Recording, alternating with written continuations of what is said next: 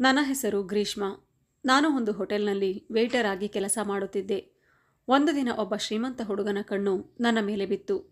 ಅವನು ಆಗಾಗ ಈ ರೆಸ್ಟೋರೆಂಟ್ಗೆ ಬಂದು ಹೋಗುತ್ತಿದ್ದ. ಅವನು ನನ್ನ ಮೇಲೆ ಕಂಪ್ಲೇಂಟ್ ಮಾಡಿ ನನ್ನನ್ನು ಕೆಲಸದಿಂದ ತೆಗೆದುಹಾಕಿಸಿದ. ನಾನು ಕೆಲಸಕ್ಕಾಗಿ ಅಲೆದಾಡುತ್ತಿದ್ದಾಗ ಒಂದು ರೆಸ್ಟೋರೆಂಟ್ನಲ್ಲಿ ನನಗೆ ಕೆಲಸ ಸಿಕ್ಕಿತು. ನಾನು ರಾತ್ರಿ ರೂಮಿನಲ್ಲಿ ಮಲಗಿಕೊಂಡಾಗ ಆ ಹುಡುಗ ನನ್ನ ರೂಮಿಗೆ ಬಂದ ಮತ್ತು ನನ್ನೊಂದಿಗೆ ನಾನು ಟೇಬಲ್ ನಂಬರ್ 6ರಲ್ಲಿ ಆರ್ಡರ್ ನೀಡುತ್ತಿದ್ದಾಗ ಮ್ಯಾನೇಜರ್ ನನ್ನನ್ನು ಕೂಗಿ ಕರೆದು ಹೇಳಿದರು, ಟೇಬಲ್ ನಂಬರ್ 1 ಈಗಾಗಲೇ ಬುಕ್ ಆಗಿದೆ ಮತ್ತು ಅಲ್ಲಿ ಒಬ್ಬ ಸ್ಪೆಷಲ್ ಗೆಸ್ಟ್ ಬರುತ್ತಾರೆ. ನೀನು ಬೇಗ ಹೋಗಿ ರೆಡಿಯಾಗಿ ಬಾ ಎಂದು. ನಾನು ಮ್ಯಾನೇಜರ್ ಕಡೆಗೆ ಆಶ್ಚರ್ಯದಿಂದ ನೋಡಲು ಆರಂಭಿಸಿದೆ. ನಾನು ಇಲ್ಲಿ 1 ವರ್ಷದಿಂದ ಕೆಲಸ ಮಾಡುತ್ತಿದ್ದೇನೆ. ಆದರೆ ಇಲ್ಲಿಯವರೆಗೂ ಮ್ಯಾನೇಜರ್ ಗೆಸ್ಟ್ಗೋಸ್ಕರ ನನ್ನನ್ನು ಚೆನ್ನಾಗಿ ರೆಡಿಯಾಗಿ ಬಾ ಎಂದು ಹೇಳಿರಲಿಲ್ಲ.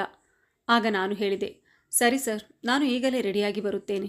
ಮತ್ತೆ ಮ್ಯಾನೇಜರ್ ಹೇಳಿದರು, ಅರ್ಧ ಗಂಟೆಯಲ್ಲಿ ಗೆಸ್ಟ್ ಬರುತ್ತಿದ್ದಾರೆ, ನೀನೇ ಅವರಿಗೆ ಸರ್ವ್ ಮಾಡಬೇಕು ಎಂದಾಗ, ಆಗಲಿ ಸರ್, ನಾನೇ ಅವರನ್ನು ನಿಭಾಯಿಸುತ್ತೇನೆ ಎಂದೆ. ನಾನು ಇಲ್ಲಿಗೆ ಬರುವ ಎಲ್ಲ ರೀತಿಯ ಗೆಸ್ಟ್ಗಳನ್ನು ನಿಭಾಯಿಸಿದ್ದೇನೆ.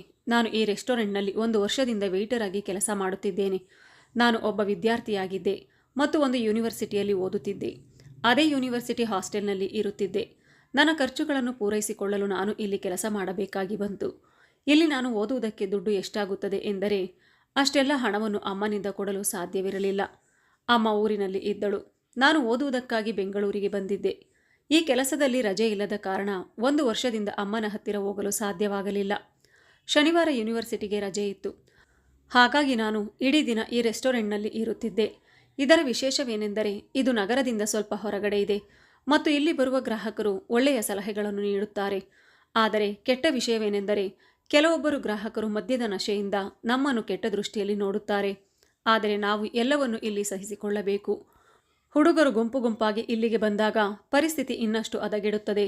ಈಗ ಮ್ಯಾನೇಜರ್ ಹೇಳಿದ ಹಾಗೆ ನಾನು ರೆಡಿಯಾಗಲು ವಾಶ್ರೂಮ್ಗೆ ಹೋದೆ ಮತ್ತು ಸಿಂಪಲ್ ಆಗಿ ಮೇಕಪ್ಪನ್ನು ಮಾಡಿಕೊಂಡೆ ಮತ್ತು ಈ ಅತಿಥಿ ಯಾರು ಎಂದು ಯೋಚಿಸಲು ಪ್ರಾರಂಭಿಸಿದೆ.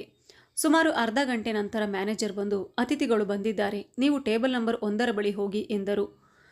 ಇಲ್ಲಿಯ ರೆಸ್ಟೋರೆಂಟ್ನ ಸಮವಸ್ತ್ರ ಫ್ರಾಕ್ ರೀತಿ ಇತ್ತು ಮತ್ತು ಚಿಕ್ಕ ಸ್ಕರ್ಟ್ ಧರಿಸಿದ್ದೆ. ಕಾಲಿಗೆ ಶೂ ಹಾಕಿದ್ದೆ. ನಾನು ಸಾಕಷ್ಟು ಎತ್ತರವಾಗಿದ್ದೆ, ನೋಡಲು ಸ್ವಲ್ಪ ಚೆನ್ನಾಗಿದ್ದೆ. ನಾನು ತುಂಬ ಆತ್ಮವಿಶ್ವಾಸದಿಂದ ಟೇಬಲ್ನ ಬಳಿ ಹೋದೆ. ಗ್ರಾಹಕರಿಗೆ ಪ್ರೀತಿಯಿಂದ, ಗುಡ್ ಈವ್ನಿಂಗ್ ಸರ್, ನಿಮಗೆ ಏನು ಬೇಕು ಎಂದು ಪ್ರೀತಿಯಿಂದ ಕೇಳಿದೆ. ಟೇಬಲ್ ನಂಬರ್ 1ರಲ್ಲಿ 2 ಹುಡುಗರು ಕೂತಿದ್ದರು. ಇಲ್ಲಿಗೆ ಹೆಚ್ಚಿನದಾಗಿ ಹುಡುಗರೆಲ್ಲರೂ ಕ್ಯಾಶುಯಲ್ ಡ್ರೆಸ್ನಲ್ಲಿ ಬರುತ್ತಿರುತ್ತಾರೆ. ಆದರೆ ಇಲ್ಲಿ ಒಬ್ಬ ಹುಡುಗ ಸೂಟು ಬೂಟು ಧರಿಸಿ ಬಂದು ಕುಳಿತಿದ್ದ. ಲೈವ್ ಮ್ಯೂಸಿಕ್ ಪ್ಲೇ ಆಗುತ್ತಿತ್ತು. ಜನರೆಲ್ಲರೂ ನೃತ್ಯ ಮಾಡುತ್ತಿದ್ದರು. ಅವರ ಮುಖವು ತುಂಬ ತೀಕ್ಷ್ಣವಾಗಿತ್ತು. ಅವನನ್ನು ನೋಡಿದರೆ ತುಂಬ ಶ್ರೀಮಂತ ಹುಡುಗನಂತೆ ಕಾಣುತ್ತಿದ್ದ. ಆದರೆ ಅವನನ್ನು ನನ್ನಿಂದ ಗುರುತಿಸಲು ಸಾಧ್ಯವಾಗಲಿಲ್ಲ ಮತ್ತು ಅವರನ್ನು ಇವತ್ತೇ ಮೊದಲ ಸಲ ನಾನು ನೋಡಿದ್ದೆ. ಅವರ ಜೊತೆಯಲ್ಲಿ ಇನ್ನೊಬ್ಬ ಹುಡುಗ ಇದ್ದ. ಆ ಹುಡುಗ ತನ್ನ ಗೆಳೆಯನಿಗೆ ಹೇಳಿದ, ಕಿರಣ್, ಏನು ತೆಗೆದುಕೊಳ್ಳುತ್ತೀಯಾ? ಆಗ ಕಿರಣ್ ಕಣ್ಣು ನನ್ನನ್ನೇ ನೋಡುತ್ತಿದ್ದವು ಮತ್ತು ಕಿರಣ್ ಕೇಳಿದ, ನಿನ್ನ ಹೆಸರೇನು? ಆಗ ನಾನು ನನ್ನ ಹೆಸರು ಗ್ರೀಷ್ಮಾ ಎಂದು ಹೇಳಿದೆ. ನಂತರ, ಹೇಳಿ ಸರ್, ನಿಮಗೆ ಏನು ಆರ್ಡರ್ ಮಾಡಬೇಕು ಎಂದು ಮೆನು ಕಾರ್ಡನ್ನು ಅವರ ಕೈಗೆ ಕೊಟ್ಟೆ. ಆಗಲೂ ಕೂಡ ಕಿರಣ್ ಎನ್ನುವ ಹುಡುಗ ನನ್ನನ್ನು ಮೇಲಿಂದ ಕೆಳಗಿನವರೆಗೂ ನೋಡುತ್ತಿದ್ದ. ನನಗೆ ಒಂದು ರೀತಿಯ ಮುಜುಗರವಾಗುತ್ತಿತ್ತು. ನಾನು 1 ನಿಮಿಷದವರೆಗೂ ಅಲ್ಲೇ ನಿಂತಿದ್ದೆ. ಆದರೆ ಅವರು ಏನೂ ಆರ್ಡರ್ ಮಾಡಲಿಲ್ಲ. ಆಗ ನಾನು ಕೇಳಿದೆ, ನಿಮಗೆ ಏನು ಆರ್ಡರ್ ಮಾಡಬೇಕೆಂದು ಅರ್ಥವಾಗುತ್ತಿಲ್ಲ ಎಂದು ಅನಿಸುತ್ತದೆ ಎಂದು ಹೇಳಿದಾಗ ಕಿರಣ್ ನನ್ನನ್ನು ನೋಡಿ ಒಳಗೊಳಗೆ ನಗತೊಡಗಿದ. ಅವನು ಏನು ಯೋಚಿಸುತ್ತಿದ್ದನೋ ಗೊತ್ತಿಲ್ಲ. ಅವರ ನಗುವನ್ನು ಅರ್ಥ ಮಾಡಿಕೊಳ್ಳಲು ಆಗಲಿಲ್ಲ. ಆದರೆ ಈಗ ನನಗೆ ಕೋಪ ಬರಲು ಶುರುವಾಗಿತ್ತು. ಅಷ್ಟರಲ್ಲಿ ಕಿರಣ್ ಹೇಳಿದ, ನಾವು ಯೋಚನೆ ಮಾಡಿ ಹೇಳಲು ಸ್ವಲ್ಪ ಟೈಮ್ ಆಗುತ್ತೆ ಎಂದು. ಅವರ ಮುಖದಲ್ಲಿ ಆ ನಗು ಇನ್ನೂ ಹಾಗೇ ಇತ್ತು. ಆಗ ನಾನು ಹೇಳಿದೆ, ಸರ್, ನಾನು ಒಂದು ಕೆಲಸ ಮಾಡುತ್ತೇನೆ. ನೀವು ಯಾವ ಮೆನು ಬೇಕೆಂದು ನಿರ್ಧರಿಸಿ. ಅಲ್ಲಿಯವರೆಗೆ ನಾನು ಬೇರೆ ಟೇಬಲ್ ಬಳಿ ಹೋಗಿ ಬರುತ್ತೇನೆ ಎಂದು ಹೇಳಿದೆ. ಏಕೆಂದರೆ ನಾನು ತುಂಬ ಸಮಯದಿಂದ ಅಲ್ಲೇ ನಿಂತುಕೊಂಡಿದ್ದೆ. ಆದ್ದರಿಂದ ನನಗೆ ತುಂಬ ಮುಜುಗರವೆನಿಸುತ್ತಿತ್ತು. ಬೇರೆ ವೇಟರ್ಗಳೆಲ್ಲ ಬೇಗ ಬೇಗನೆ ತಮ್ಮ ಕೆಲಸವನ್ನು ಮುಗಿಸುತ್ತಿದ್ದರು. ನನ್ನ ಗೆಳತಿ ಸ್ನೇಹ ಕೂಡ ನನ್ನನ್ನು ನೋಡಿ ಸನ್ನೆ ಮಾಡಿ ಸಹಾಯ ಕೇಳುತ್ತಿದ್ದಳು. ನಾನು ಅಲ್ಲಿಂದ ಹೊರಟಾಗ ಆಕಸ್ಮಿಕವಾಗಿ ಕಿರಣ್ ನನ್ನನ್ನು ಕೂಗಿ ಕರೆದರು, ನೀವು ನಮ್ಮನ್ನು ಹೇಗೆ ಬಿಟ್ಟು ಹೋಗಲು ಸಾಧ್ಯ? ನಾವಂತೂ ಈ ಸೀಟನ್ನು ಮೊದಲೇ ರಿಸರ್ವ್ ಮಾಡಿದ್ದೇವೆ ಎಂದರು. ಅವರ ಮಾತಿನಿಂದ ನನಗೆ ಸಿಟ್ಟು ಬಂತು. ಆದರೂ ನಾನು ತುಂಬ ಚೆನ್ನಾಗಿ ಅವರೊಂದಿಗೆ ಮಾತನಾಡಿದೆ. ನೀವು ಟೇಬಲ್ ಬುಕ್ ಮಾಡಿದ್ದೀರಾ ಅಷ್ಟೇ, ಆದರೆ ಯಾವುದೇ ವೇಟರ್ನ ಬುಕ್ ಮಾಡಿಲ್ಲ. ವೇಟರ್ ಕೆಲಸ ಏನೆಂದರೆ ಎಲ್ಲ ಕಸ್ಟಮರ್ಗಳಿಗೂ ಸರ್ವ್ ಮಾಡುವುದು. ಈಗ ರೆಸ್ಟೋರೆಂಟ್ ತುಂಬ ರಶ್ ಇದೆ. ನಾನು ನಿಮ್ಮ ಬಳಿ ತುಂಬ ಹೊತ್ತಿನಿಂದ ನಿಂತುಕೊಂಡಿದ್ದೇನೆ. ಬಹುಶಃ ನನ್ನ ಮುಂದೆ ನಿಮಗೆ ಡಿಸೈಡ್ ಮಾಡಲು ತೊಂದರೆಯಾಗುತ್ತಿದೆ ಎನಿಸುತ್ತಿದೆ. ನಾವು ಕಸ್ಟಮರ್ಗಳಿಗೆ ಕೆಲವೊಮ್ಮೆ ಪ್ರೈವೇಸಿ ಕೊಡುತ್ತೇವೆ ಎಂದು ಹೇಳಿ ನಾನು ಕಿರಣ್ ಕಡೆಗೆ ನೋಡಿ ಮುಗುಳು ನಗೆ ಬೀರಿದೆ. ಅವನಿಗೆ ನೇರವಾಗಿ ನಾನು ಅವನ ಕೆಲಸದವಳಲ್ಲ ಎಂದು ಅರ್ಥ ಮಾಡಿಸಿದೆ. ನಿಮಗೆ ಯಾವಾಗ ಆರ್ಡರ್ ಮಾಡಬೇಕೆನಿಸುತ್ತದೆ ಆವಾಗಲೇ ಆರ್ಡರ್ ಮಾಡಬಹುದು. ಹಾಗಂತ ಅಲ್ಲಿಯವರೆಗೆ ವೇಟರ್ಸ್ಗಳನ್ನು ನಿಲ್ಲಿಸಿಕೊಂಡು ಅವರನ್ನು ನೋಡುತ್ತಿರುವುದೇ ಎಂದು ಹೇಳಿದಾಗ ಕಿರಣ್ ನನ್ನ ಮಾತು ಕೇಳಿ ತನ್ನ ಕಣ್ಣನ್ನು ಸಣ್ಣ ಮಾಡಿಕೊಂಡು ಹೇಳಿದನು, ನಿಮ್ಮ ಮ್ಯಾನೇಜರನ್ನು ಕರೆಯಿರಿ ಎಂದಾಗ ನಾನು ಒಂದು ಕ್ಷಣಕ್ಕೆ ಗಾಬರಿಯಾದೆ. ಒಂದು ವೇಳೆ ಮ್ಯಾನೇಜರ್ಗೆ ನನ್ನ ಬಗ್ಗೆ ಕಂಪ್ಲೇಂಟ್ ಮಾಡಿದರೆ ನನ್ನ ಕೆಲಸ ಹೋಗಬಹುದು ಎಂದು ನಾನು ಹೇಳಿದೆ. ಏನಾದರೂ ಇಶ್ಯೂ ಇದ್ದರೆ ನೀವು ನನಗೆ ಹೇಳಬಹುದು. ಆಗ ಕಿರಣ್ ಹೇಳಿದ, ಇಲ್ಲ, ನಾನು ಮ್ಯಾನೇಜರ್ ಹತ್ತಿರ ಮಾತಾಡಬೇಕು ಎಂದು ಹೇಳಿ ಅವನು ಎದ್ದು ನಿಂತನು. ತುಂಬ ಕಾನ್ಫಿಡೆಂಟ್ ಆಗಿ ಅವನು ಮ್ಯಾನೇಜರ್ ಕಡೆ ಹೋಗುತ್ತಿದ್ದ. ನಾನು ಅವನ ಹಿಂದೆ ಹಿಂದೆ ಹೋಗತೊಡಗಿದೆ. ಆಕಸ್ಮಿಕವಾಗಿ ಅವನ ಕೈಯನ್ನು ಹಿಡಿದುಕೊಂಡೆ, ಏಕೆಂದರೆ ಕಿರಣ್ ನನ್ನ ಬಗ್ಗೆ ಮ್ಯಾನೇಜರ್ ಬಳಿ ಕಂಪ್ಲೇಂಟ್ ಮಾಡಬಹುದು ಎಂದು. ನಾನು ಗಾಬರಿಯಾದೆ. ಮ್ಯಾನೇಜರ್ ನನ್ನ ಮೇಲೆ ತುಂಬ ಭರವಸೆ ಇಟ್ಟಿದ್ದರು. ಒಂದು ವೇಳೆ ನನ್ನ ಮೇಲೆ ಕಂಪ್ಲೇಂಟ್ ಮಾಡಿದರೆ ನನ್ನ ಕೆಲಸ ಖಂಡಿತ ಹೋಗುತ್ತೆ ಎಂದು ಅವನ ಕೈಯನ್ನು ಹಿಡಿದು ನಾನು ಕೇಳಿದೆ, ಮಿಸ್ಟರ್ ಕಿರಣ್, ಒಂದು ನಿಮಿಷ ಎಂದು ಅವರನ್ನು ಕರೆದುಕೊಂಡು ಬಂದೆ. ಮತ್ತೆ ಹೇಳಿದೆ, ನಾನು ಯೂನಿವರ್ಸಿಟಿಯಲ್ಲಿ ಓದುತ್ತಿರುವ ಒಬ್ಬ ಸ್ಟೂಡೆಂಟ್. ಇಲ್ಲಿ ಕೆಲಸ ಮಾಡಿ ನಾನು ನನ್ನ ಓದಿನ ಖರ್ಚನ್ನು ನಿಭಾಯಿಸಿಕೊಳ್ಳುತ್ತೇನೆ. ಒಂದು ವೇಳೆ ನೀವು ನನ್ನ ಬಗ್ಗೆ ಕಂಪ್ಲೇಂಟ್ ಮಾಡಿದರೆ ನನ್ನ ಕೆಲಸ ಹೋಗುತ್ತದೆ.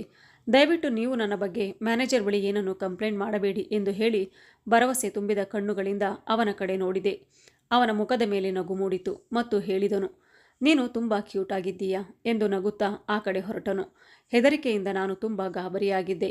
ಅವನು ಸೀದಾ ಹೋಗಿ ತನ್ನ ಸೀಟಿನಲ್ಲಿ ಕುಳಿತುಕೊಂಡನು. ತನ್ನ ಗೆಳೆಯನೊಂದಿಗೆ ಏನು ಮಾತನಾಡುತ್ತಿದ್ದನೋ ಗೊತ್ತಾಗಲಿಲ್ಲ. ನಾನಂತೂ ತುಂಬ ಗಾಬರಿಯಾಗಿದ್ದೆ. ಅವನ ಟೇಬಲ್ ಬಳಿ ಬಂದು ಮತ್ತೆ ನಿಂತುಕೊಂಡೆ. ಕಿರಣ್ ಫ್ರೆಂಡ್ ಸಾಮ್ರಾಟ್ ಕೆಲವೊಂದು ಕೂಲ್ ಡ್ರಿಂಕ್ಸ್ ತರಿಸಿಕೊಂಡರು. ಈಗ ನಾನು ನೆಮ್ಮದಿಯಿಂದ ನಿಟ್ಟುಸಿರು ಬಿಟ್ಟೆ. ಅವರಿಗೆ ಇಷ್ಟವಾದ ಡ್ರಿಂಕ್ಸ್ಗಳನ್ನು ಅರೇಂಜ್ ಮಾಡತೊಡಗಿದೆ. ಸ್ವಲ್ಪ ಹೊತ್ತಿನ ನಂತರ ಅವರ ಟೇಬಲ್ ಬಳಿ ಮತ್ತೆ ಬಂದೆ. ಅವರು ಸ್ನ್ಯಾಕ್ಸ್ ಆರ್ಡರ್ ಮಾಡಿದರು. ನಾನು ಅವರಿಗೆ ಸ್ನ್ಯಾಕ್ಸ್ ಸರ್ವ್ ಮಾಡಿ ಅವರ ಮುಂದೆ ನಿಂತುಕೊಂಡಿದ್ದಾಗ ಅವರಿಬ್ಬರ ಮಾತುಗಳನ್ನು ಕೇಳಿಸಿಕೊಂಡೆ. ಸಾಮ್ರಾಟ್ ಕಿರಣ್ಗೆ ಹೇಳುತ್ತಿದ್ದನು, ಒಂದು ವೇಳೆ ನಿನಗೆ ಸರಳ ಇಷ್ಟವಿಲ್ಲ ಅಂತಾದರೆ ಮದುವೆ ಆಗುವುದಿಲ್ಲವೆಂದು ಏಕೆ ಹೇಳುವುದಿಲ್ಲ? ನೀನು ಎಷ್ಟೊಂದು ಪವರ್ಫುಲ್ ಆಗಿದ್ದೀಯಾ ಎಂದರೆ ನೀನು ಮತ್ತೊಬ್ಬಳು ಶ್ರೀಮಂತರ ಹುಡುಗಿಯನ್ನು ಮದುವೆಯಾಗುವ ಅವಶ್ಯಕತೆ ಏನಿದೆ? ನನ್ನ ಮಾತು ಕೇಳು, ಈ ಸಂಬಂಧವನ್ನು ತಿರಸ್ಕರಿಸು. ನಾನು ಇಷ್ಟನ್ನೇ ಕೇಳಿಸಿಕೊಂಡೆ. ನಂತರ ನಾನು ಹೇಳಿದೆ, ಎಕ್ಸ್ಕ್ಯೂಸ್ ಮೀ ಎಂದು ನಾನು ಡಿನ್ನರನ್ನು ಸರ್ವ್ ಮಾಡಿದೆ. ನಂತರ ಅವರು ಅದನ್ನು ಎಂಜಾಯ್ ಮಾಡತೊಡಗಿದರು. ನಂತರ ನಾನು ಮತ್ತೊಂದು ಟೇಬಲ್ಗೆ ಸಪ್ಲೈ ಮಾಡಲು ಹೋದೆ. ಆಗ ಸ್ನೇಹ ಹೇಳಿದಳು, ಇವತ್ತು ಇಷ್ಟೊಂದು ರಶ್ ಆಗಿದೆ, ನೀನು ಎಲ್ಲಿದ್ದೆ? ನನಗೆ ಆ ಕಡೆ ಈ ಕಡೆ ಸುತ್ತಾಡಿ ಸಾಕಾಗಿ ಹೋಯಿತು. ಆಗ ನಾನು ಹೇಳಿದೆ, ಯಾರೋ ಸ್ಪೆಷಲ್ ಗೆಸ್ಟ್ ಬಂದಿದ್ದಾರೆ, ಅವರ ಟೇಬಲ್ಗೆ ಸರ್ವ್ ಮಾಡುತ್ತಿದ್ದೆ. ಈಗ ನಿಮಗೆ ಸಹಾಯ ಮಾಡುತ್ತೇನೆ. ಮಧ್ಯ ಮಧ್ಯ ಕಿರಣ್ ಟೇಬಲ್ಗೆ ಹೋಗಿ ಅವರಿಗೆ ಏನೇನು ಬೇಕು ಎಂದು ಕೇಳುತ್ತಿದ್ದೆ. ಹೀಗೆ ಆ ಕಡೆ ಈ ಕಡೆ ಓಡಾಡುತ್ತಾ ನನಗೂ ಕೂಡ ಸಾಕು ಬೇಕಾಗಿ ಹೋಗಿತ್ತು. ನಂತರ ಕಿರಣ್ ನನ್ನನ್ನು ಕೂಗಿ ಸನ್ನೆ ಮಾಡಿ ಬಿಲ್ ತರಲು ಹೇಳಿದ. ನಾನು ಬಿಲ್ ತೆಗೆದುಕೊಂಡು ಅವರ ಟೇಬಲ್ ಬಳಿ ಹೋದೆ. ಬಿಲ್ ಪೇಮೆಂಟ್ ಮಾಡಿದ ನಂತರ ಕಿರಣ್ ನನಗೆ 20,000 ರೂಪಾಯಿಗಳ ಟಿಪ್ಸ್ ಕೊಟ್ಟರು. ಇದನ್ನು ನೋಡಿ ನನಗೆ ಶಾಕ್ ಆಯಿತು. ಒಂದು 100 ಅಥವಾ 500 ರೂಪಾಯಿಗಳ ಟಿಪ್ಸ್ ನಮಗೆ ಯಾವಾಗಲೂ ಹಿಂದೆಂದೂ ಸಿಕ್ಕಿರಲಿಲ್ಲ. ಆಗ ಕಿರಣ್ ಹೇಳಿದರು, ನೀವು ತುಂಬ ಚೆನ್ನಾಗಿ ಸರ್ವ್ ಮಾಡಿದ್ದೀರಾ, ಥ್ಯಾಂಕ್ ಯು ಗ್ರೀಷ್ಮಾ ಎಂದು ಹೇಳಿ ಹೊರಟರು. ಆಗ ನಾನು ಹೇಳಿದೆ, thank you so much sir. ಇಷ್ಟು ಹೇಳಿ ನಾನು ಮರಳಿ ಬಂದೆ. ಉಳಿದ ಎಲ್ಲ ಕೆಲಸವನ್ನು ಮಾಡುತ್ತಿದ್ದೆ. ರಾತ್ರಿ 2 ಗಂಟೆ ಆಗಿತ್ತು. ಸಂಜೆ 6 ಗಂಟೆಯಿಂದ ರಾತ್ರಿ 2ರವರೆಗೂ ನನ್ನ ಡ್ಯೂಟಿ ಇರುತ್ತಿತ್ತು. ಒಮ್ಮೊಮ್ಮೆ ಕೆಲಸವನ್ನು ಮುಗಿಸುವವರೆಗೂ 2ರಿಂದ 3 ಗಂಟೆ ಆಗುತ್ತಿತ್ತು. 2 ಗಂಟೆ ನಂತರ ನಾನು ಹೊರಗಡೆ ಬಂದೆ. ಈಗ ಹಾಸ್ಟೆಲ್ಗೆ ಹೋಗುವುದು ಹೇಗೆ ಎಂದು ಯೋಚಿಸತೊಡಗಿದೆ. ಹಾಸ್ಟೆಲ್ ಇಲ್ಲಿಂದ ಸುಮಾರು 1 ಕಿಲೋಮೀಟರ್ ದೂರದಲ್ಲಿದೆ. ಇಷ್ಟು ರಾತ್ರಿಯಲ್ಲಿ ಹೋಗಲು ನನಗೆ ತುಂಬ ಕಷ್ಟವಾಗುತ್ತಿತ್ತು. ನಾನು ನಡೆದೇ ಹೋಗಬೇಕಾಗಿತ್ತು. ನಾನೀಗ ಅದೇ ರೀತಿ ನಡೆದುಕೊಂಡೇ ಹೋಗುತ್ತಿದ್ದೆ. ಆಕಸ್ಮಿಕವಾಗಿ ನನ್ನ ಹಿಂದೆ ಒಂದು ಕಾರ್ ಬಂದು ನಿಂತಿತು. ಕಾರ್ ನೋಡಿ ನಾನು ತುಂಬ ಗಾಬರಿಯಾದೆ. ಅನೇಕ ಬಾರಿ ಕೆಲವೊಂದು ಹುಚ್ಚಾಗಿ ಹಾಡುವ ಕಸ್ಟಮರ್ಗಳು ವೇಟರ್ಗಳ ಹಿಂದೆ ಬೀಳುತ್ತಾರೆ. ಅದೇ ಹೆದರಿಕೆಯಿಂದ ನಾನು ಹಿಂದೆ ತಿರುಗಿದಾಗ ಕಿರಣ್ ನಿಂತಿದ್ದರು. ನನ್ನನ್ನು ಕೇಳಿದರು, ಮಿಸ್ ಗ್ರೀಷ್ಮಾ, ನೀವು ಹಾಸ್ಟೆಲಿಗೆ ಹೇಗೆ ಹೋಗುತ್ತೀರಿ ಎಂದು ಕೇಳಿದರು. ಆಗ ನಾನು ಹೇಳಿದೆ, ನಮ್ಮ ಹಾಸ್ಟೆಲ್ ಇಲ್ಲಿಂದ ಕೇವಲ 1 ಕಿಲೋಮೀಟರ್ ದೂರದಲ್ಲಿದೆ. ಪ್ರತಿದಿನ ಇದೇ ಸಮಯ ನನ್ನ ಡ್ಯೂಟಿ ಮುಗಿಯುತ್ತದೆ. ನನಗೆ ಹೋಗಲು ಯಾವುದೇ ಗಾಡಿ ವ್ಯವಸ್ಥೆ ಇಲ್ಲ. ಆದ್ದರಿಂದ ನಾನು ನಡೆದುಕೊಂಡೇ ಹೋಗುತ್ತೇನೆ. ಆಗ ಕಿರಣ್ ಅಚ್ಚರಿಗೊಂಡು ನನ್ನ ಕಡೆ ನೋಡಿದರು ಮತ್ತು ಹೇಳಿದನು, ಬನ್ನಿ, ನನ್ನ ಕಾರ್ನಲ್ಲಿ ಕುಳಿತುಕೊಳ್ಳಿ, ನಾನು ನಿಮ್ಮನ್ನು ನಿಮ್ಮ ಹಾಸ್ಟೆಲ್ಗೆ ಡ್ರಾಪ್ ಮಾಡುತ್ತೇನೆ ಎಂದು ಹೇಳಿದನು. ನಾನು ಅವನ ಜೊತೆಗೆ ಏನು ಮಾತನಾಡದೆ ಕುಳಿತುಕೊಂಡೆ. ನನಗೆ ಅವನ ಮೇಲೆ ಹೇಗೆ ಭರವಸೆ ಮೂಡಿತು ಗೊತ್ತಿಲ್ಲ. ಇಷ್ಟೊಂದು ಶ್ರೀಮಂತ ವ್ಯಕ್ತಿ ನನ್ನಂಥ ಬಡ ಹುಡುಗಿಯ ಮೇಲೆ ಕೆಟ್ಟ ದೃಷ್ಟಿಯನ್ನು ಬೀರುವುದಿಲ್ಲ. ಯೂನಿವರ್ಸಿಟಿಯ ಗೇಟ್ನ ಹೊರಗೆ ಕಾರು ನಿಲ್ಲಿಸಿ ಹೇಳಿದರು, ನೀನು ಇದೇ ಯೂನಿವರ್ಸಿಟಿಯ ಹಾಸ್ಟೆಲ್ನಲ್ಲಿ ಇದ್ದೀಯಾ? ನಾನು ಅವನನ್ನು ನೋಡಿ ಮುಗುಳು ನಗುತ್ತಾ ಕೃತಜ್ಞತಾ ಭಾವದಿಂದ ಹೌದು ಎಂದು thank you so much for your drop and tips, good night sir ಎಂದು ಹೇಳಿ ಹೊರಟೆ. ಆಗ ಕಿರಣ್ ನನ್ನನ್ನು ನೋಡಿ ಮುಗುಳು ನಗುತ್ತಿದ್ದ. ನಾನು ಕಾರಿನಿಂದ ಇಳಿದು ಹಾಸ್ಟೆಲ್ ಕಡೆ ಹೊರಟು ಬಂದೆ. ಒಮ್ಮೆ ಹಿಂತಿರುಗಿ ನೋಡಿದಾಗ ಕಿರಣ್ ಅಲ್ಲೇ ನಿಂತು ನಾನು ಒಳಗೆ ಹೋಗುವುದನ್ನೇ ನೋಡುತ್ತಿದ್ದ. ಇಂದು ನನಗೆ ತುಂಬ ಸುಸ್ತಾಗಿ ಹೋಗಿತ್ತು. ಆದರೆ ನನಗೆ ಯಾಕೋ ಗೊತ್ತಿಲ್ಲ, ಕಿರಣ್ ನೆನಪೇ ಕಾಡುತ್ತಿತ್ತು. ಅವನ ಬಗ್ಗೆ ಯೋಚಿಸಿ ಒಬ್ಬಳೇ ಮುಗುಳು ನಗುತ್ತಿದ್ದೆ. 20,000ದಿಂದ ನನಗೆ ತುಂಬ ಸಹಾಯವಾಗುತ್ತಿತ್ತು. ನಾನು ಹೋಟೆಲ್ ಮ್ಯಾನೇಜ್ಮೆಂಟ್ ವಿಭಾಗದಲ್ಲೇ ಓದುತ್ತಿದ್ದೆ. ತುಂಬ ಕಷ್ಟಪಟ್ಟು ನನ್ನ ಖರ್ಚು ವೆಚ್ಚಗಳನ್ನು ಸರಿದೂಗಿಸಿಕೊಳ್ಳುತ್ತಿದ್ದೆ. ನನ್ನ ಸಂಬಳ ಖರ್ಚಿಗೆ ಸಾಕಾಗುತ್ತಿರಲಿಲ್ಲ. ಕಸ್ಟಮರ್ ಕೊಡುತ್ತಿದ್ದ ಟಿಪ್ಸ್ ದುಡ್ಡಿನಿಂದ ನನ್ನ ಖರ್ಚು ವೆಚ್ಚಗಳನ್ನು ನೋಡಿಕೊಳ್ಳುತ್ತಿದ್ದೆ. ಅದ್ಯಾವಾಗ ನನ್ನ ಕಣ್ಣಿಗೆ ನಿದ್ದೆ ಹತ್ತಿತು ಗೊತ್ತಾಗಲೇ ಇಲ್ಲ. ಚೆನ್ನಾಗಿ ನಿದ್ರೆ ಮಾಡಿದ್ದೆ. ಬೆಳಗ್ಗೆ ಎದ್ದು ಎಂದಿನಂತೆ ನನ್ನ ಕ್ಲಾಸ್ಗೆ ಹೊರಟೆ. ನನ್ನ ಮನದಲ್ಲಿ ಪದೇ ಪದೇ ಕಿರಣ್ ನೆನಪೇ ಕಾಡುತ್ತಿತ್ತು. ಅವರ ಬಿಲ್ ಪೇಮೆಂಟ್ ಮಾಡೋದಕ್ಕೆ ಕ್ರೆಡಿಟ್ ಕಾರ್ಡ್ ಕೊಟ್ಟಿದ್ದಾಗ ಅದರಲ್ಲಿ ಅವನ ಪೂರ್ಣ ಹೆಸರು ಕಿರಣ್ ರೈ ಎಂದು ಇತ್ತು. ಇಂಟರ್ನೆಟ್ನಲ್ಲಿ ಅವನ ಬಗ್ಗೆ ಸರ್ಚ್ ಮಾಡಿದಾಗ ಅವರು ಬಹುದೊಡ್ಡ ರೆಸ್ಟೋರೆಂಟ್ನ ಮಾಲೀಕರಾಗಿದ್ದರು. ಅವರ ಹೋಟೆಲ್ ಮತ್ತು ರೆಸ್ಟೋರೆಂಟ್ ಬೇರೆ ಬೇರೆ ದೇಶಗಳಲ್ಲೂ ಇದ್ದವು.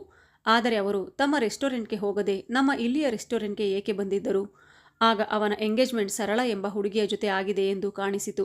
ಅವರಿಬ್ಬರು ಇವಳ ಹೆಸರನ್ನು ಹೇಳಿಕೊಂಡು ಮಾತನಾಡುತ್ತಿರುವುದನ್ನು ನಾನು ಕೇಳಿಸಿಕೊಂಡಿದ್ದೆ. ಇವರಿಬ್ಬರ ತುಂಬ ಫೋಟೋಗಳು ಇಂಟರ್ನೆಟ್ನಲ್ಲಿ ಇದ್ದವು. ಸರಳ ಕೂಡ ತುಂಬ ಶ್ರೀಮಂತೆಯಂತೆ ಕಾಣುತ್ತಿದ್ದಳು. ನಾನು ನನ್ನ ತಲೆಯಿಂದ ಕಿರಣ್ ವಿಷಯವನ್ನು ತೆಗೆದುಹಾಕಲು ಪ್ರಯತ್ನಿಸುತ್ತಿದ್ದೆ. ನನ್ನಂತಹ ಹುಡುಗಿಯನ್ನು ಅಂಥ ದೊಡ್ಡ ಶ್ರೀಮಂತ ಏಕೆ ಇಷ್ಟಪಡುತ್ತಾನೆ? ನಾನು ತುಂಬ ಕಷ್ಟಪಟ್ಟು ಇಲ್ಲಿಯವರೆಗೆ ತಲುಪಿದ್ದೇನೆ ಮತ್ತು ಈಗಲೂ ಸಹ ಕಷ್ಟಪಟ್ಟು ಓದುತ್ತಿದ್ದೇನೆ. ಇಲ್ಲ ಅಂದರೆ ನಾನೊಬ್ಬಳು ರೈತನ ಮಗಳು. ಹಳ್ಳಿಯಲ್ಲಿ ಅಮ್ಮ ಒಬ್ಬಳೇ ಇರುತ್ತಾಳೆ. ಅವಳು ಹೊಲ ಗದ್ದೆಗಳನ್ನು ನೋಡಿಕೊಳ್ಳುತ್ತಿದ್ದಾಳೆ. ಅಮ್ಮನ ನೆನಪಾಗುತ್ತಿದ್ದಂತೆ ಮನಸ್ಸು ಭಾರವಾಗತೊಡಗಿತು. ಕ್ಲಾಸ್ ಮುಗಿಯುತ್ತಿದ್ದಂತೆ ಟೈಮ್ ನೋಡಿದಾಗ 15 ನಿಮಿಷ ಲೇಟಾಗಿತ್ತು. ರೆಸ್ಟೋರೆಂಟ್ಗೆ ತಕ್ಷಣ ಓಡೋಡಿ ಬಂದೆ. ಆಗ ಮ್ಯಾನೇಜರ್ ನನ್ನನ್ನು ಕರೆದು ಹೇಳಿದರು, ನಿನಗೆ ಸರಿಯಾದ ಸಮಯಕ್ಕೆ ಬರಬೇಕು ಎಂದು ನಿನಗೆ ಎಷ್ಟು ಬಾರಿ ಹೇಳಿದ್ದೇನೆ? ಕಸ್ಟಮರ್ ಬರುವುದಕ್ಕಿಂತ ಮೊದಲು ಎಲ್ಲವೂ ತಯಾರಾಗಿರಬೇಕು ಎಂದು ನಿಮಗೆ ಗೊತ್ತಿಲ್ಲವೇ ಎಂದಾಗ, ಸಾರಿ ಸರ್, ನಾನು ಕಾಲೇಜ್ ಮುಗಿಯುತ್ತಿದ್ದಂತೆ ಓಡುತ್ತಾ ಇಲ್ಲಿಗೆ ಬಂದಿದ್ದೇನೆ. ನಿಮಗಂತೂ ಗೊತ್ತೇ ಇದೆ ನಾನು ಒಬ್ಬಳು ಸ್ಟೂಡೆಂಟ್ ಎಂದು ಹೇಳುತ್ತಿದ್ದಾಗ, ನೋಡು, ಇದು ಪ್ರೊಫೆಷನಲ್ ಜಾಬ್ ಆಗಿದೆ. ನಾನು ಈ ರೀತಿಯ ಹುಡುಗಿಯನ್ನು ಕೆಲಸದಲ್ಲಿ ಇಟ್ಟುಕೊಳ್ಳಲು ಸಾಧ್ಯವಿಲ್ಲ. ನೀನು ಬೇರೆ ಎಲ್ಲಾದರೂ ಹೋಗಿ ಕೆಲಸ ಹುಡುಕಿಕೋ ಎಂದು ಹೇಳಿದರು. ಮ್ಯಾನೇಜರ್ ಅವರ ಮಾತು ಕೇಳಿ ನಾನು ಆತಂಕಕ್ಕೆ ಒಳಗಾದೆ. ನಾನು 1 ವರ್ಷದಿಂದ ಇಲ್ಲಿ ಕೆಲಸ ಮಾಡುತ್ತಿದ್ದೇನೆ. ಕ್ಷಣ ಮಾತ್ರದಲ್ಲಿ ಅವರು ನನ್ನನ್ನು ಕೆಲಸದಿಂದ ತೆಗೆದುಹಾಕಿದರು. ಆಗ ನಾನು ಹೇಳಿದೆ, ನಾನು ಕೇವಲ 15 ನಿಮಿಷ ಲೇಟಾಗಿ ಬಂದಿದ್ದೇನೆ. ಆದರೆ ಪ್ರತಿದಿನ ನಾನು ಕೆಲಸ ಮುಗಿದ ಮೇಲೆ ತುಂಬ ಹೊತ್ತಿನವರೆಗೆ ಇರುತ್ತೇನೆ. ನಿಮಗೂ ಗೊತ್ತು, ಪ್ರತಿದಿನ ನಾನು ಹೋಗುವಾಗ 2ರಿಂದ 3 ಗಂಟೆ ಆಗುತ್ತದೆ ಮತ್ತು ಪೂರ್ತಿ ಕೆಲಸ ಮುಗಿಸಿ ನಾನು ಇಲ್ಲಿಂದ ಹೊರಡುತ್ತೇನೆ. ಹೀಗಿದ್ದರೂ ನೀವು ನನ್ನನ್ನು ಏಕೆ ಕೆಲಸದಿಂದ ತೆಗೆಯುತ್ತಿದ್ದೀರಿ? ಈ ಕೆಲಸ ನನಗೆ ತುಂಬ ಅವಶ್ಯಕವಾಗಿದೆ. ಇದು ಹೊರಟು ಹೋದರೆ ನಾನು ನನ್ನ ಓದಿನ ಖರ್ಚನ್ನು ಹೇಗೆ ನಿಭಾಯಿಸುವುದು ಎಂದು ಕೇಳಿದಾಗ ಮ್ಯಾನೇಜರ್ ಹೇಳಿದರು, ನಿನ್ನ ಈ ಆಟಿಟ್ಯೂಡ್ನಿಂದ ನಿನಗೆ ಎಲ್ಲಿಯೂ ಕೆಲಸ ದೊರೆಯುವುದಿಲ್ಲ. ಇದನ್ನು ಕೇಳಿ ನನ್ನ ಕಣ್ಣಿನಲ್ಲಿ ನೀರು ತುಂಬಿತು. ನಾನು ಹೋಟೆಲ್ ಮ್ಯಾನೇಜ್ಮೆಂಟನ್ನೇ ಆಯ್ಕೆ ಮಾಡಿಕೊಂಡು ಓದುತ್ತಿದ್ದೆ. ಈ ಕೆಲಸವನ್ನು ನಾನು ನನ್ನ ಎಕ್ಸ್ಪೀರಿಯನ್ಸ್ನಲ್ಲಿ ಸಹ ತೋರಿಸಬಹುದಾಗಿತ್ತು. ಇನ್ನೂ 1 ವರ್ಷದ ನನ್ನ ಓದು ಬಾಕಿ ಇತ್ತು. ಈಗ ನಾನೇನು ಮಾಡಲಿ? ನನಗೆ ಏನು ಮಾಡಬೇಕೆಂದು ಅರ್ಥವಾಗಲಿಲ್ಲ. ನಾನು ಹೀಗೆ ಅಳುತ್ತಾ ನಡೆದುಕೊಂಡು ಮನೆ ಕಡೆ ಬರತೊಡಗಿದೆ. ಆಗ ಯಾರೋ ನನ್ನನ್ನು ಹಿಂಬಾಲಿಸುತ್ತಿರುವಂತೆ ಅನಿಸಿತು. ಹಿಂತಿರುಗಿ ನೋಡಿದಾಗ ಅಲ್ಲಿ ಯಾರೂ ಕಾಣಿಸಲಿಲ್ಲ. ನಾನು ಮುಂದೆ ನಡೆದುಕೊಂಡು ಬಂದೆ. ಆದರೆ ಪದೇ ಪದೇ ನನಗೆ ಯಾರೋ ನನ್ನನ್ನು ಫಾಲೋ ಮಾಡುತ್ತಿದ್ದಾರೆ ಎನ್ನುವಂತೆ ಅನಿಸಿತು. ಆಗ ನಾನು ಯೋಚಿಸಿದೆ, ಇದು ನನ್ನ ಕೆಟ್ಟ ಪರಿಸ್ಥಿತಿ. ಬಹುಶಃ ಅದಕ್ಕೆ ಇರಬಹುದು ನನಗೆ ಈ ರೀತಿ ಅನುಭವವಾಗುತ್ತಿದೆ. ರಸ್ತೆ ಮಧ್ಯದಲ್ಲಿ ಹೋಗುತ್ತಿರುವಾಗ ಸ್ನೇಹಳ ಫೋನ್ ಕೂಡ ಬಂತು. ನಾನು ಅವಳ ಫೋನನ್ನು ರಿಸೀವ್ ಮಾಡಿ ಅಳುತ್ತಾ ಹೇಳುತ್ತಿದ್ದೆ, ನಾನು ಈ ರೆಸ್ಟೋರೆಂಟ್ನಲ್ಲಿ 1 ವರ್ಷದಿಂದ ಕೆಲಸ ಮಾಡುತ್ತಿದ್ದೇನೆ. ಆದರೂ ಅವರು ಏನನ್ನು ಯೋಚನೆ ಮಾಡದೆ 1 ಸೆಕೆಂಡ್ನಲ್ಲಿ ನನ್ನನ್ನು ಕೆಲಸದಿಂದ ತೆಗೆದುಹಾಕಿದ್ದಾರೆ ಎಂದು ಹೇಳುತ್ತಿದ್ದಾಗ ಸ್ನೇಹ ಹೇಳಿದಳು, ವಿಷಯ ಬೇರೇನೋ ಇದೆ. ಮ್ಯಾನೇಜರ್ಗೆ ಬೆಳಗ್ಗೆ ಯಾರದೋ ಒಂದು ಫೋನ್ ಬಂತು. ಅವರು ಆಗ ನಿನ್ನ ಕೆಲಸದ ವಿಷಯವನ್ನೇ ಮಾತನಾಡುತ್ತಿದ್ದರು. ಅದಾದ ಮೇಲೆ ಅವರು ನಿನ್ನನ್ನು ಕೆಲಸದಿಂದ ತೆಗೆದುಹಾಕಿದರು ಎಂದ ಅವಳ ಮಾತು ಕೇಳಿ ನಾನು ದಂಗಾಗಿ ಹೋದೆ. ಅಷ್ಟಕ್ಕೂ ಆ ವ್ಯಕ್ತಿ ಯಾರು? ನನ್ನ ಬಗ್ಗೆ ಮ್ಯಾನೇಜರಲ್ಲಿ ಕಂಪ್ಲೇಂಟ್ ಮಾಡಿದ್ದಾರೆ. ಈಗಷ್ಟೇ ಕೆಲವು ದಿನಗಳ ಹಿಂದೆ ಕೆಲವು ಜನ ಹುಡುಗರು ನನ್ನೊಂದಿಗೆ ತುಂಬ ಕೆಟ್ಟದಾಗಿ ನಡೆದುಕೊಂಡಿದ್ದರು. ನಾನು ಅವರ ಜೊತೆ ಜಗಳ ಮಾಡಿ ತುಂಬ ಬೈದಿದ್ದೆ. ಬಹುಶಃ ಇದೇ ಕಾರಣವೇನೋ. ಏಕೆಂದರೆ ಆ ದಿನ ಒಂದು ದೊಡ್ಡ ದುರ್ಘಟನೆ ನಡೆದಿತ್ತು. ಇದಾದ ಮೇಲೆ ಮ್ಯಾನೇಜರ್ 1 ಗಂಟೆಗೆ ನನ್ನ ಮನೆಗೆ ಹೋಗಲು ಹೇಳಿದ್ದರು. ಈಗ ನಾನು ಹಾಸ್ಟೆಲ್ ಒಳಗೆ ಮರಳಿ ಬಂದಿದ್ದೆ. ಜೊತೆಗೆ ತುಂಬ ಚಿಂತೆ ಮಾಡತೊಡಗಿದ್ದೆ. ನಾಳೆಯಿಂದ ನಾನು ಹೊಸ ಕೆಲಸ ಹುಡುಕಬೇಕಾಗಿತ್ತು. ಇಲ್ಲ ಅಂದರೆ ನನ್ನ ಓದಿನ ಖರ್ಚಿಗೆ ದುಡ್ಡು ಇರುತ್ತಿರಲಿಲ್ಲ. ಆಗ ನನ್ನ ಮೊಬೈಲ್ಗೆ ಅನ್ನೋನ್ ನಂಬರಿಂದ ಒಂದು ಕಾಲ್ ಬಂತು. ನಾನು ಫೋನ್ ಪಿಕ್ ಮಾಡಿದಾಗ ಅವರು ಹೇಳಿದರು, ನಾನು ಸಾಮ್ರಾಟ್, ನಿನ್ನೆ ನಿಮ್ಮ ರೆಸ್ಟೋರೆಂಟ್ಗೆ ಬಂದಿದ್ದೆ. ಆಗ ನಾನು ಹೇಳಿದೆ, ಐ ಆಮ್ ಸಾರಿ ಸರ್, ಇಂದು ನಾನು ರೆಸ್ಟೋರೆಂಟ್ನಲ್ಲಿ ಇಲ್ಲ. ಇಂದು ನಿಮಗೆ ಯಾವುದೇ ಸಹಾಯ ಮಾಡಲು ಸಾಧ್ಯವಾಗುವುದಿಲ್ಲ ಎಂದಾಗ ಅವನು ಹೇಳಿದ, ನೀವು ತುಂಬ ಚೆನ್ನಾಗಿ ನಮಗೆ ಸರ್ವ್ ಮಾಡಿದ್ರಿ.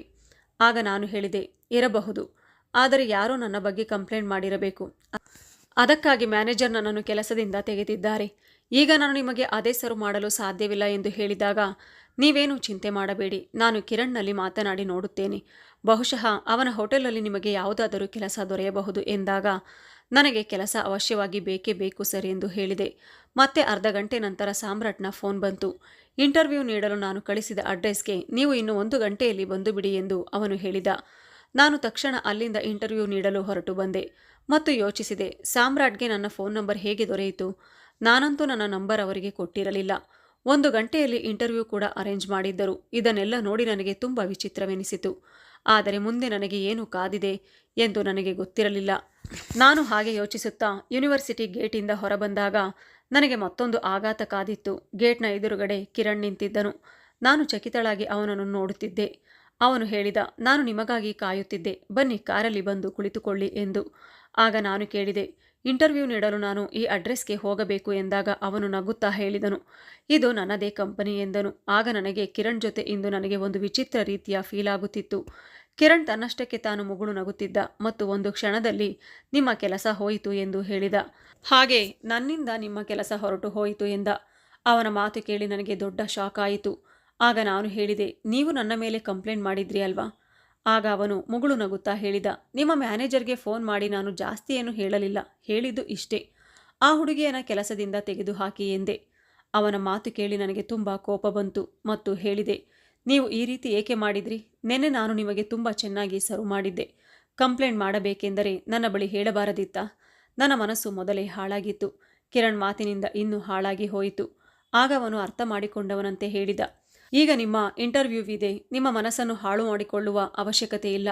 ಇಲ್ಲ ಅಂದರೆ ಕೆಲಸ ಸಿಗುವುದಿಲ್ಲ. ನೀವು ನನ್ನನ್ನು ಕೆಲಸದಿಂದ ತೆಗೆದುಹಾಕಿರುವ ಕ್ರೆಡಿಟ್ ಕೂಡ ನಿಮಗೆ ಹೋಗುತ್ತದೆ. ಆಗ ಅವನು ಹೇಳಿದ, ನಿಮ್ಮ ಮ್ಯಾನೇಜರ್ ನಿಮ್ಮನ್ನು ರಾತ್ರಿ 2 ಗಂಟೆ ಕೆಲಸದಿಂದ ಬಿಡುತ್ತಾನೆ ಮತ್ತು ನೀವು ಪ್ರತಿದಿನ ಅರ್ಧ ರಾತ್ರಿಯಲ್ಲಿ 1 ಕಿಲೋಮೀಟರ್ ನಡೆದೇ ಹೋಗುತ್ತೀರಾ. ಗಾಡಿಗಳಲ್ಲಿ ಹೋಗುವ ಕಸ್ಟಮರ್ಗಳು ನಿಮ್ಮ ಜೊತೆ ಕೆಟ್ಟದಾಗಿ ನಡೆದುಕೊಳ್ಳುತ್ತಾರೆ, ನಿಮ್ಮನ್ನು ನೋಡಿ ಚುಡಾಯಿಸುತ್ತಾರೆ. ಎಂದಾದರೂ ಒಂದು ದಿನ ನೀವು ತೊಂದರೆಗೆ ಸಿಲುಕಿಕೊಳ್ಳುತ್ತೀರಾ. ಇಷ್ಟೊಂದು ಒಳ್ಳೆಯ ಮ್ಯಾನೇಜ್ಮೆಂಟ್ ಕೋರ್ಸ್ ಮಾಡುತ್ತಿದ್ದೀರಾ, ನಿಮಗೆ ವೆಯ್ಟರ್ ಆಗಿ ಕೆಲಸ ಮಾಡುವ ಅವಶ್ಯಕತೆ ಆದರೂ ಏನಿದೆ? ಒಂದು ವೇಳೆ ಕನಸುಗಳು ದೊಡ್ಡದಾಗಿದ್ದರೆ ಮಾತ್ರ ಅತಿ ಎತ್ತರಕ್ಕೆ ತಲುಪುವಲ್ಲಿ ಸಾಧ್ಯ, ಇಲ್ಲವಾದರೆ ಇದರಲ್ಲಿಯೇ ಮುಳುಗಬೇಕಾಗುತ್ತದೆ ಎಂದನು. ಅವನ ಮಾತು ನನಗೆ ಕಹಿ ಎನಿಸಿದರೂ ಅವನು ಸತ್ಯವನ್ನು ಹೇಳುತ್ತಿದ್ದ. ನಾನು ಅದನ್ನು ಯೋಚಿಸಿ ಸಮಾಧಾನವಾದೆ ಮತ್ತು ಜೋರಾಗಿ ನಿಟ್ಟುಸಿರುಬಿಟ್ಟೆ. ನಂತರ ಕಿರಣ್ ಅವರ ಹೋಟೆಲ್ ತಲುಪಿದೆವು. ಸ್ವತಃ ಕಿರಣ್ ನನ್ನ ಇಂಟರ್ವ್ಯೂ ತೆಗೆದುಕೊಂಡಿದ್ದರು. ನನಗೆ ರಿಸೆಪ್ಷನ್ನಲ್ಲಿ ಒಂದು ಒಳ್ಳೆಯ ಕೆಲಸ ಸಿಕ್ಕಿತು ಮತ್ತು ಹೇಳಿದ, ನಿಮ್ಮ ಓದು ಮುಗಿದ ಮೇಲೆ ನೀವು ಮ್ಯಾನೇಜರ್ ಆಗಿ ಕೆಲಸ ಮಾಡಬೇಕೆಂದು ನಾನು ಇಷ್ಟಪಡುತ್ತೇನೆ. ನಿಮಗಾಗಿ ಒಂದು ಕಾರನ್ನು ವ್ಯವಸ್ಥೆ ಮಾಡುತ್ತೇನೆ. ಬೆಳಗ್ಗೆ ನೀವು ಕಾಲೇಜಿಗೆ ಹೋಗಿ ಬರುವಾಗ ಅದೇ ಕಾರಿನಲ್ಲಿ ಓಡಾಡಿ ಎಂದು ಹೇಳಿದ. ಆಗ ನಾನು ಅವರಿಗೆ ಥ್ಯಾಂಕ್ ಯು ಸರ್ ಎಂದು ಹೇಳಿದೆ. ಆಗ ಅವರು ಮತ್ತೊಂದು ವಿಷಯ, ನೀವು ನನ್ನನ್ನು ಕಿರಣ್ ಎಂದು ಹೆಸರು ಹೇಳಿ ಕರೆಯಬಹುದು ಎಂದು ನನಗೆ ಕಂಗ್ರ್ಯಾಚುಲೇಷನ್ ಹೇಳುವುದಕ್ಕೆ ಕೈಯನ್ನು ಮುಂದೆ ಚಾಚಿದ. ನಾನು ಅವನಿಗೆ ಕೈ ನೀಡಿದಾಗ ಅವನು ನಿಧಾನವಾಗಿ ಹ್ಯಾಂಡ್ಶೇಕ್ ಮಾಡಿದ. ಹೋಟೆಲ್ ಮ್ಯಾನೇಜರ್ ನನಗೆ ನಾನು ಏನು ಕೆಲಸ ಮಾಡಬೇಕು ಎಂದು ತೋರಿಸಿಕೊಟ್ಟಿದ್ದ. ಇಂದು ಪ್ರಥಮ ಬಾರಿಗೆ ನಾನು ರಿಸೆಪ್ಷನ್ನಲ್ಲಿ ಕುಳಿತುಕೊಂಡಿದ್ದೆ. ನನ್ನ ಶಿಫ್ಟ್ ಮುಗಿದ ಮೇಲೆ ನಾನು ನನ್ನ ರೂಮಿಗೆ ಬಂದೆ. ಆಗ ನಾನು ಯೋಚಿಸಿದೆ, ಒಂದು ಕ್ಷಣದಲ್ಲಿ ನನ್ನ ಜೀವನ ಎಲ್ಲಿಗೆ ಬಂದು ತಲುಪಿತು. ಇಂಟರ್ವ್ಯೂನಲ್ಲಿ ಕಿರಣ್ ನಿನ್ನ ಸಂಬಳ ಎಷ್ಟು ಎಂದು ನನ್ನನ್ನು ಕೇಳಿದ. ಆಗ ನಾನು ಹೇಳಿದೆ, ಸಂಬಳದ ಜೊತೆಗೆ ಟಿಪ್ಸ್ ಸೇರಿ ತಿಂಗಳಿಗೆ 30,000 ರಿಂದ 35,000 ದುಡಿಯುತ್ತೇನೆ ಎಂದು ಹೇಳಿದೆ. ಅವರು ನನ್ನನ್ನು ನೋಡುತ್ತಾ ನಗುತ್ತಾ, ಇಲ್ಲಿ ನಿಮಗೆ ತಿಂಗಳಿಗೆ 50,000 ಸಂಬಳ ಕೊಡುತ್ತೇನೆ, ಆಗಬಹುದಲ್ಲವೇ ಎಂದು. ನನಗೆ ಅವನ ಮಾತು ಕೇಳಿ ಬಿಟ್ಟ ಕಣ್ಣು ಬಿಟ್ಟ ಹಾಗೆ ಕಣ್ಣರಳಿಸಿ ನೋಡುತ್ತಿದ್ದೆ. ಇಲ್ಲಿ ನನಗೆ ಕಸ್ಟಮರ್ಗಳ ಕೆಟ್ಟ ದೃಷ್ಟಿಯನ್ನು ಸಹ ಎದುರಿಸುವ ಕಾಟ ತಪ್ಪಿತ್ತು. ರಿಸೆಪ್ಷನ್ನಲ್ಲಿ ಕುಳಿತುಕೊಂಡು ಮಾಡುವ ಕೆಲಸವಾಗಿತ್ತು. ಅದೇ ಜಾಗದಲ್ಲಿ ಕುಳಿತು ನಾನು ಓದುವ ಅಭ್ಯಾಸವನ್ನು ಕೂಡ ಮಾಡುತ್ತಿದ್ದೆ. ಹೀಗೆ ಯೋಚಿಸುತ್ತಾ ನಾನು ನಿದ್ದೆಗೆ ಜಾರಿದೆ. ಹೀಗೆ 2-3 ದಿನ ಎಲ್ಲವೂ ಚೆನ್ನಾಗಿ ನಡೆಯಿತು. ಈಗ ನಾನು ಎಲ್ಲ ಕೆಲಸವನ್ನು ಅರ್ಥ ಮಾಡಿಕೊಂಡಿದ್ದೆ. ನನಗೆ ತುಂಬ ಖುಷಿಯಾಗುತ್ತಿತ್ತು. ಒಂದು ದಿನ ರಾತ್ರಿ ನಾನು ಮಲಗಲು ಹೋದಾಗ ಕಿರಣ್ ಕಾಲ್ ಬಂತು. ಅವನು ಹೇಳಿದನು, ಈಗಲೇ ತಕ್ಷಣ ಪ್ರೆಸಿಡೆನ್ಸಿ ಸೂಟ್ಗೆ ಬನ್ನಿ ಎಂದು. ಆಗ ನಾನು ಹೇಳಿದೆ, ಸರ್, ನನ್ನ ಶಿಫ್ಟ್ ಮುಗಿದು ಹೋಗಿದೆ, ನಾನು ಮಲಗಲು ಹೋಗುತ್ತಿದ್ದೇನೆ ಎಂದಾಗ, ನಾನು ಏನು ಹೇಳುತ್ತೇನೆ ಅಷ್ಟು ಮಾಡಿ, ನಾನು ನಿಮ್ಮ ಬಾಸ್ ಎಂದು ಹೇಳಿದ. ಕಿರಣ್ ಮೇಲೆ ಇಂದು ನನಗೆ ತುಂಬ ಸಿಟ್ಟು ಬಂತು. ನಾನು ಇಲ್ಲಿ ಇರುವುದರಿಂದಲೇ ನನಗೆ ಒಂದು ದೊಡ್ಡ ನಷ್ಟವಾಗಿತ್ತು. ತನಗೆ ಯಾವಾಗ ಬೇಕು ಆಗ ಕಿರಣ್ ನನ್ನ ಕೆಲಸಕ್ಕೆ ಕರೆಸಿಕೊಳ್ಳುತ್ತಿದ್ದ. ನಾಳೆ ನನಗೆ ಕ್ಲಾಸ್ ಕೂಡ ಇತ್ತು. ಪ್ರೆಸಿಡೆನ್ಸಿಗೆ ಹೋಗಲು ನನಗೆ ಸ್ವಲ್ಪನೂ ಇಷ್ಟವಿರಲಿಲ್ಲ. ಮನಸ್ಸಿಲ್ಲದ ಮನಸ್ಸಿನಿಂದ ಅಲ್ಲಿಗೆ ಹೋಗಬೇಕಾಯಿತು. ಬಾಗಿಲು ತೆರೆದಿತ್ತು. ನಾನು ಡೋರ್ ತಟ್ಟಿ ಒಳಗಡೆ ಹೋದಾಗ ಆ ರೂಮಿನ ಒಳಗಿನ ದೃಶ್ಯವನ್ನು ನೋಡಿ ನಾನು ನಿಂತ ನೆಲವೇ ಕುಸಿದಂತಾಯಿತು. ಕಿರಣ್ ಅಂತೂ ತನ್ನಲ್ಲಿ ತನ್ನ ಶಿಸ್ತನ್ನು ಕಾಪಾಡಿಕೊಂಡಿದ್ದ. ಎಲ್ಲ ಕಡೆಗೂ ವಸ್ತುಗಳು ಚೆಲ್ಲಾಪಿಲ್ಲಿಯಾಗಿ ಹರಡಿಕೊಂಡಿದ್ದವು. ರೂಮಿನೊಳಗೆ ಯಾವುದೋ ಹೊಡೆದಾಟ ನಡೆದಿದೆ ಎನ್ನುವಂತೆ ಕಾಣುತ್ತಿತ್ತು. ಕಿರಣ್ ಒಂದು ರೂಮಿನಲ್ಲಿ ಕೆಳಗೆ ಕುಳಿತುಕೊಂಡಿದ್ದನು. ಅವನು ಬೆವರುತ್ತಿದ್ದ, ಜೊತೆಗೆ ನಡುಗುತ್ತಿದ್ದನು. ನಾನು ಅವನ ಬಳಿಗೆ ಹೋದೆ. ಅವನ ಪರಿಸ್ಥಿತಿಯನ್ನು ನೋಡಿ ನನ್ನ ಮನಸ್ಸಿನಲ್ಲಿ ಏನೇನೋ ಆಲೋಚನೆಗಳು ಬಂದವು. ಅಷ್ಟಕ್ಕೂ ಅವನಿಗೆ ಏನಾಗಿದೆ ಈಗ ನನಗೆ ಅರ್ಥವಾಯಿತು. ಅಷ್ಟಕ್ಕೂ ಅವನು ಇಷ್ಟೊಂದು ಮಧ್ಯರಾತ್ರಿ ನನ್ನನ್ನು ಏಕೆ ಕರೆದಿದ್ದಾನೆ ಎಂದು ನಾನು ಟಿಶ್ಯೂ ಪೇಪರ್ ಎತ್ತಿಕೊಂಡು ಅವನ ಬೆವರು ಒರೆಸತೊಡಗಿದೆ. ಅವನು ನಡುಗಬಾರದೆಂದು ಅವನ ಭುಜವನ್ನು ಗಟ್ಟಿಯಾಗಿ ಹಿಡಿದುಕೊಂಡೆ. ಅವನ ದೇಹದಲ್ಲಿ ಎಲ್ಲಾದರೂ ಗಾಯವಾಗಿದೆಯೇ ಎಂದು ಪರಿಶೀಲಿಸಿದೆ. ಅವನಿಗೆ ನೀರು ತಂದು ಕುಡಿಸಿದೆ. ಕಿರಣ್ ಆ ನೀರನ್ನು ಗಟಗಟ ಎಂದು ಒಂದೇ ಸಮನೆ ಕುಡಿದು ಬಿಟ್ಟ. ಅವನಿಗೆ ನಾನು ಆಸರೆಯಾಗಿ ಅವನನ್ನು ಎದ್ದು ನಿಲ್ಲಿಸಿದೆ. ಬನ್ನಿ ಸರ್, ಸೋಫಾದಲ್ಲಿ ಕುಳಿತುಕೊಳ್ಳಿ, ಕೆಳಗೆ ಕುಳಿತುಕೊಳ್ಳಬೇಡಿ ಎಂದು ಹೇಳಿದೆ. ಅವನು ನೋಡಲು ತುಂಬ ಸುಸ್ತಾದವನಂತೆ ಕಾಣುತ್ತಿದ್ದ. ಕಿರಣ್, ನಾನು ಡಾಕ್ಟರನ್ನು ಕರೆಯುತ್ತೇನೆ ಎಂದು ಹೇಳಿದೆ. ಬೇಡ, ನೀನು ನನ್ನ ಪಕ್ಕದಲ್ಲಿಯೇ ಇರು ಸಾಕು ಎಂದು ಅವನು ನನ್ನ ಕೈಯನ್ನು ಗಟ್ಟಿಯಾಗಿ ಹಿಡಿದುಕೊಂಡ. ನನ್ನ ಕೈ ತುಂಬ ನೋವಾಗುತ್ತಿತ್ತು. ಆದರೂ ನಾನು ಏನೂ ಹೇಳಲಿಲ್ಲ. ಬಹುಶಃ ಅವನಿಗೆ ನನ್ನ ಅವಶ್ಯಕತೆ ಈಗ ಇತ್ತು. ನಾನು ಅವನ ಭುಜವನ್ನು ಹಿಡಿದುಕೊಂಡು ಅವನ ಕೈಕಾಲುಗಳನ್ನು ನಿಧಾನವಾಗಿ ಒತ್ತತೊಡಗಿದೆ. ಆದರೆ ಅವನ ಶರೀರದ ಕಂಪನ ನಿಲ್ಲುವ ಲಕ್ಷಣ ತೋರಲಿಲ್ಲ. ಅವನು ತುಂಬ ಚಿಂತೆಗೊಳಗಾಗಿದ್ದ. ಅವನಿಗೆ ಏನಾಗಿತ್ತು ಗೊತ್ತಿಲ್ಲ. ಅವನಿಗೆ ಮಾನಸಿಕ ಕಾಯಿಲೆ ಇರಬಹುದೋ ಏನೋ, ನನಗೆ ಒಂದು ಅರ್ಥವಾಗಲಿಲ್ಲ. ನಾನು ಕಿರಣ್ ಬದಿಯಲ್ಲಿ ಅವನನ್ನು ಅಂಟಿಕೊಂಡೇ ಕುಳಿತುಕೊಂಡಿದ್ದೆ.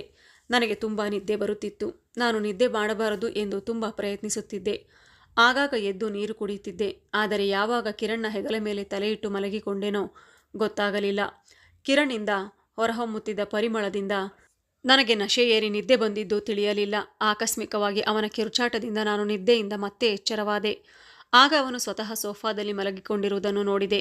ನನ್ನ ತಲೆಗೆ ಒಂದು ತಲೆದಿಂಬನ್ನು ಇಟ್ಟಿದ್ದ. ನಾನು ನೋಡಿದಾಗ ಪದೇ ಪದೇ ನಿಲ್ಲುತ್ತಾ ಚಡಪಡಿಸುತ್ತಿದ್ದನು. ಅವನು ಏನು ಮಾಡುತ್ತಿದ್ದಾನೆ ಎಂದು ನನಗೆ ಅರ್ಥವಾಗಲಿಲ್ಲ. ಅವನನ್ನು ಆ ಸ್ಥಿತಿಯಲ್ಲಿ ನೋಡಿ ನಾನು ಓಡುತ್ತಾ ಅವನ ಬಳಿ ಹೋದೆ.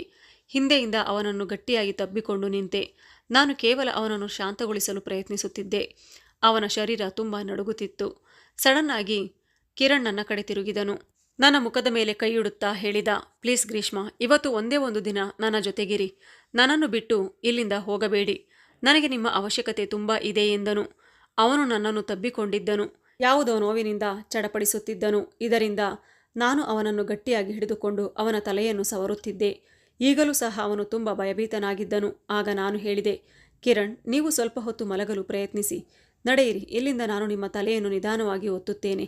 ಆಗ ನಿಮಗೆ ಚೆನ್ನಾಗಿ ನಿದ್ದೆ ಬರುತ್ತದೆ ಎಂದು ಹೇಳಿ ಅವನನ್ನು ಹಾಸಿಗೆ ಬಳಿ ಕರೆದುಕೊಂಡು ಹೋಗಿ ಹಾಸಿಗೆ ಮೇಲೆ ಮಲಗಿಸಿದೆ. ಅವನಿಗೆ ಸರಿಯಾಗಿ ಪ್ರಜ್ಞೆ ಇರಲಿಲ್ಲ. ಹಾಗಾಗಿ ನಾನು ಅವನ ಕೋಟ್ ಮತ್ತು ಶೂವನ್ನು ತೆಗೆದೆ ಮತ್ತು ಅವನಿಗೆ ನಿದ್ದೆ ಬರುವ ಹಾಗೆ ಅವನ ತಲೆಯನ್ನು ನಿಧಾನವಾಗಿ ಮಸಾಜ್ ಮಾಡತೊಡಗಿದೆ. ಅವನಿಗೆ ತಲೆಯನ್ನು ಮಸಾಜ್ ಮಾಡುತ್ತಾ ಅವನ ಸನಿಹ ಹೋದೆ. ಕಿರಣ್ ಇನ್ನೂ ಅರೆಪ್ರಜ್ಞೆಯಲ್ಲಿ ಇದ್ದ.